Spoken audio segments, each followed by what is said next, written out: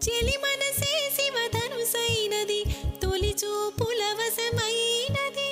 బలపు స్వయంవరమైనప్పుడు గెలువనిది ఏది ఒక బాణం ఒక భార్యన్నది శ్రీరాముని చిరయసమైనది శ్రీవారు ఆవరమిస్తే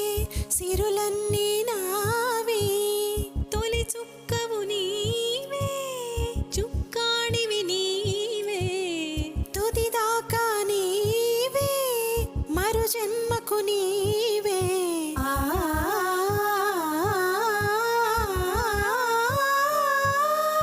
రాముడు అనుకోలేదు జానకి పతి కాగలనని ఆనాడు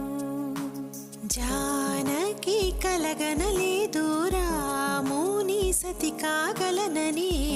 నా